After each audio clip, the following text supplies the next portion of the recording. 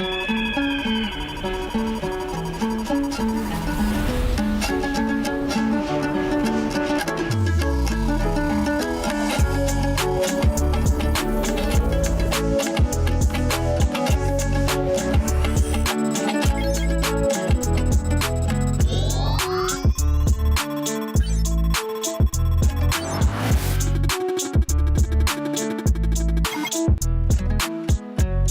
чем уникальность татарских мечетей? Как выглядит самая длинная пешеходная улица в мире?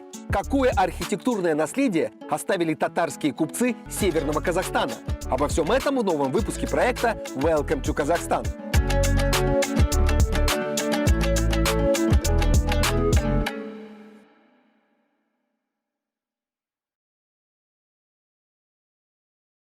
Петропавловск всегда был северными воротами Казахстана. Через него проходили основные торговые пути. Здесь жили богатые купцы, а к концу 19 века в городе сложилась самобытная татарская диаспора. Какое наследие оставила она своим потомкам, узнаем в этом выпуске. Меня зовут Закиржан Мамлютов, это проект Welcome to Kazakhstan. Давайте расширять кругозор.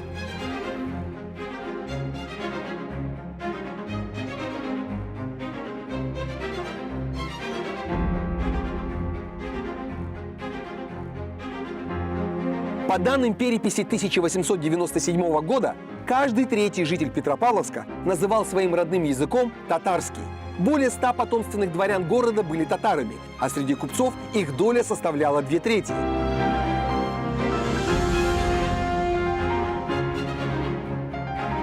На тот момент товарооборот был 50 миллионов рублей. То есть это огромные деньги, которые обрабатывали здесь, в Северном Казахстане. Но в то же время купцы были очень большими меценатами. Байзитов, например, он содержал противопожарную станцию и хозяйственную службу города Петропавловска. Открывались частные библиотеки, публичные, открывались татарами, купцами. Выпускались даже журналы, открывались театры. Татары очень много внесли в развитие данного региона.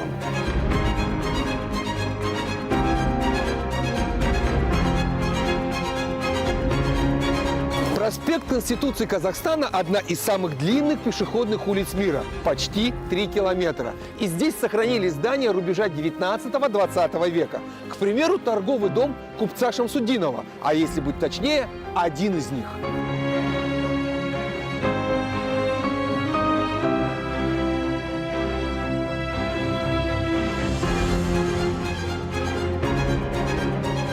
За мной находящееся здание как раз-таки по одной из легенд было построено именно для купца Шамсуддинова. Дом был заложен в 1913 году, и в 1915 году его строительство окончилось. К сожалению, он как торговый центр, торговый дом купцов не просуществовал очень долго. Следом уже произошла революция в 1917 году, и дом был отдан под обком партии. Очень долгие годы в этом доме находился обком партии, то есть, по сути, администрация всего города. И только в 1961 году здесь этот дом отдали под нужды областной больницы. Очень долгое время здесь была областная больница, где лечили наших людей. И ближе к 90-м, когда у нас уже началась разруха и запустение, к сожалению, этот дом был заброшен. Он находился в ужасном состоянии, но благодаря нашим частным предпринимателям сейчас этот дом восстановлен. После реставрации дом сохранен в том же состоянии, что и был первоначально.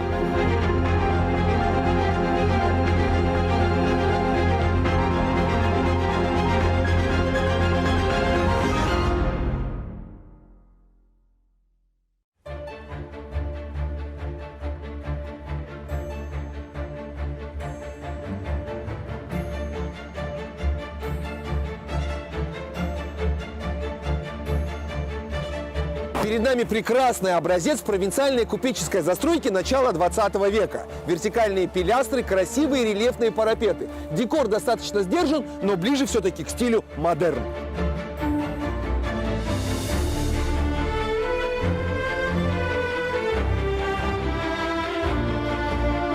Заказчиком этого удивительного дома был купец первой гильдии Янгуразов.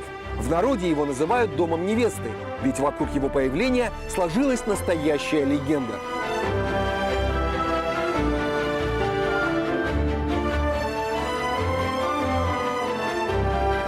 Вообще татарские семьи, они всегда были многочисленные. И так как нужно было вести торговлю, каждый купец старался дать образование своему ребенку, где-то получить такие торговые навыки. И вот Халид Янгуразова, сына Янгуразов, отсылает в Москву, по легенде это отсылает в Москву, чтобы он поучился у знакомого давнего московского купца. По прибытию в Москву, значит, Халид встречает красавицу, московскую красавицу Гульсум, влюбляется в нее, дочь хозяина, предлагает руку и сердце, но гуляя как-то по Москве, она ставит условие: вот если ты построишь мне вот такой дом, то, значит, я выйду за тебя замуж. Халид возвращается домой в Петропавловск и начинает, в течение года построил дом, и, значит, уже когда была свадьба, он дарит ей этот дом.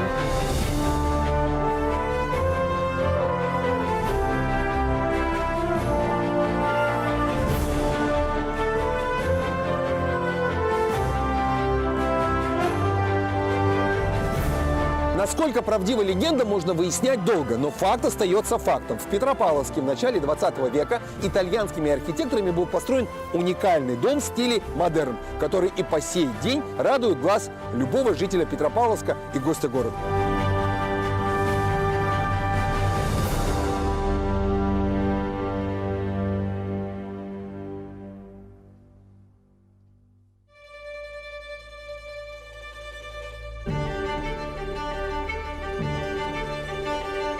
Еще на деньги татарских купцов строились мечети. Дин Мухаммад – старейшая из сохранившихся в Петропавловске. Здание 19 века сильно пострадало за годы советской власти. И кто знает, что бы с ним стало, если бы не татаро-башкирская община. Мечеть была построена в 1852 году, это купец Дин Мухаммад Бичурин. Была построена, значит, на территории мечети находились, значит, ансамбль, это медресе, где обучались шакирды, значит, дом, где проживал имам Муадзин. Значит, мечеть функционировала вплоть до 1938 года. Служила, принимала, двери для прихожан были открыты. В 1938 году мечеть была разрушена. Есть даже жители города, бабушки, уже которым далеко за 90, которые маленькими детьми все это видели, разрушение, как ломали мечеть, как ломали минарет. 34 метра составляла высота минарета. Как цепляли тросами, ломали.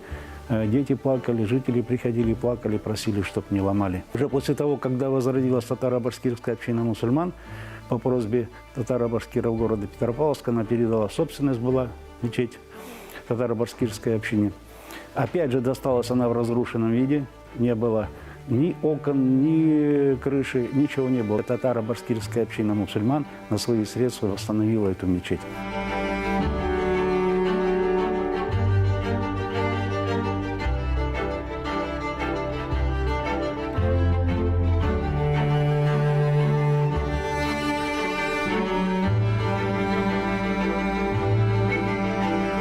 Татарские мечети сложно перепутать с какими-то другими. Есть в них что-то волшебное. Остроконечные минареты будто сошли со страниц сказочных книг.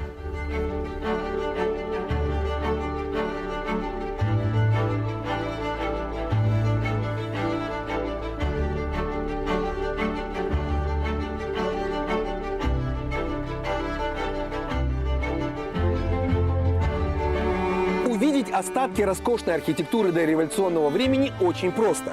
Все соответствующие здания располагаются на центральных улицах Петропавловска, кроме разве что мечети Дин Мухаммад.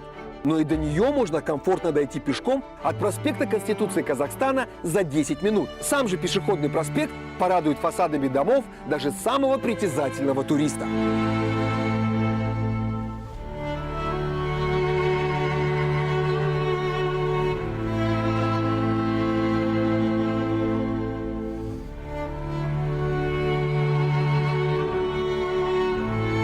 Времена купечества давно прошли, но когда смотришь на архитектуру той эпохи, понимаешь, насколько трепетно тогда относились к внешнему виду зданий. И хорошо, что еще остались улицы, гуляя по которым переносишься в прошлое.